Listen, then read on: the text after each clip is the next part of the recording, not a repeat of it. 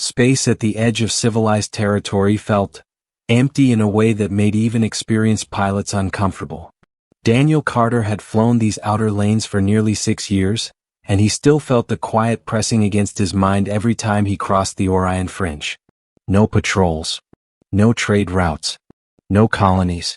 Just distant stars and forgotten debris drifting between them. It was the kind of place where ships vanished. And nobody came looking. Daniel leaned back in the worn pilot's chair, watching his cargo freighter drift through the void.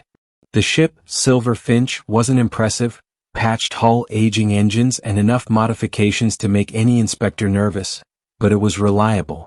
Reliable mattered more than pretty. Autopilot stable, the ship AI reported calmly. Daniel rubbed his eyes. Good. Wake me if anything interesting happens.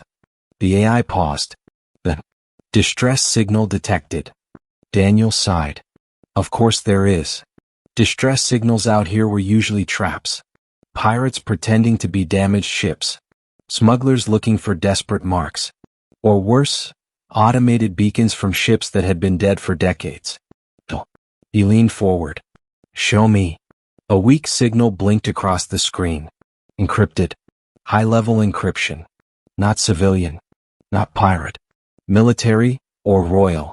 Daniel frowned. That's unusual. The signal repeated again. Wait. Failing. Someone was dying. He stared at the screen for a long moment, then exhaled slowly. All right, fine. He adjusted the controls. Plot course to signal origin. The AI responded immediately. Warning. Coordinates located within disputed territory between 3 alien empires. Daniel gave a tired smile. Yeah, sounds about right. And just like that, he unknowingly changed his life forever. Part 2, The Broken Royal Ship. It took 20 minutes to reach the coordinates. When Daniel saw the ship, he sat up straight. That is not normal.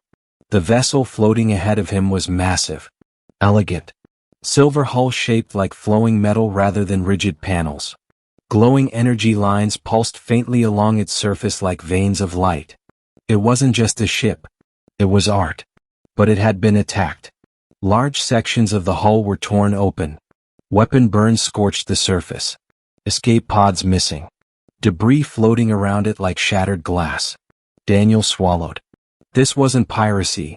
This was an assassination attempt. He moved closer carefully. Scanning.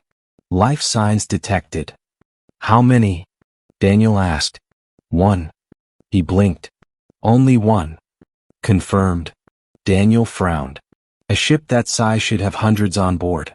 Which meant everyone else was gone. Or dead. He guided the Silver Finch closer. Docking clamps engaged. Airlocks connected. Pressure equalized. Daniel grabbed his sidearm. Just in case. Then stepped inside. Part 3, The Alien Queen. Smoke drifted through the corridors. Lights flickered. The interior looked beautiful even in ruin.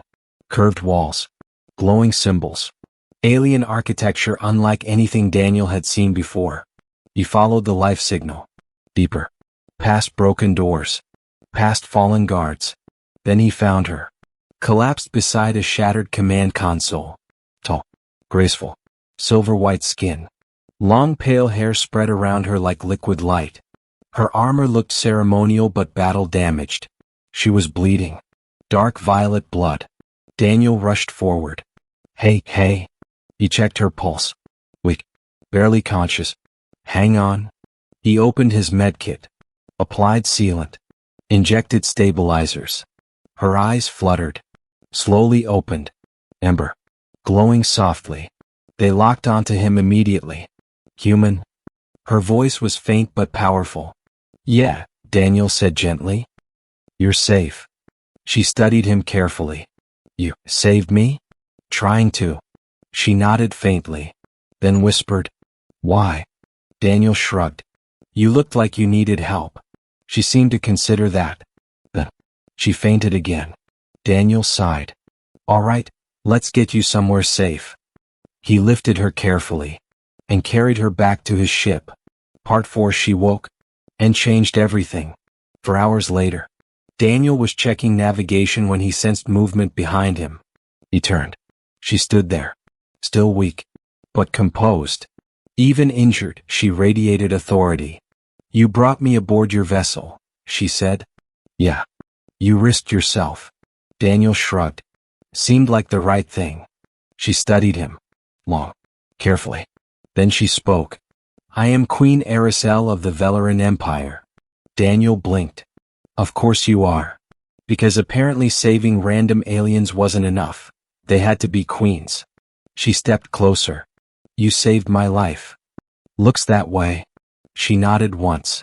Then said calmly, "You will be my husband, human." Daniel froze. "I'm sorry, what?" She repeated calmly. "You will be my husband." Daniel rubbed his face. "Okay. I think we skipped several steps there." In Velaran law, the one who saves the queen's life becomes her bonded partner. Daniel stared. "You're serious?" "Yes."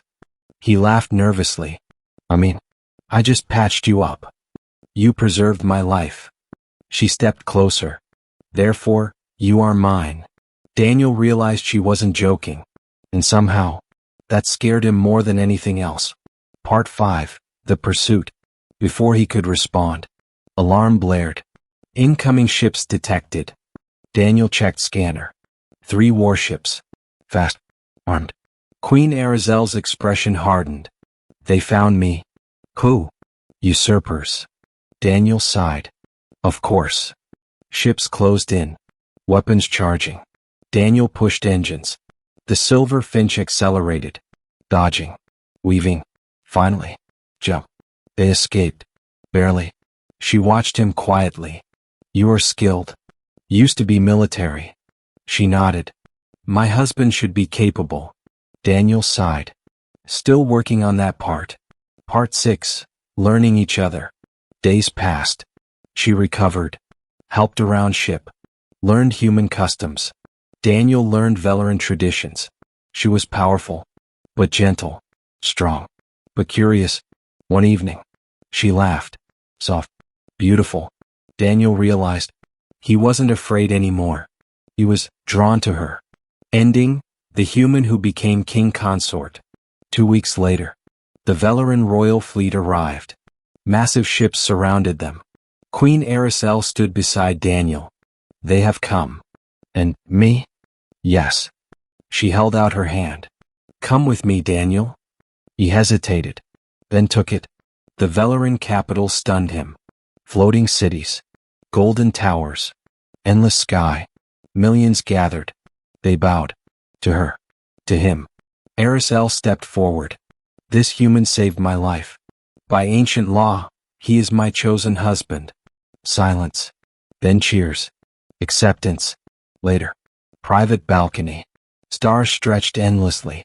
"You changed everything," she said softly. Daniel smiled. "You too." She leaned closer. "You saved me, not knowing who I was. Didn't matter." She smiled. Then gently, she took his hand. And the galaxy changed. Because sometimes, you answer a distress call, save a stranger, and become the husband of an alien queen, and the beginning of something greater. The end.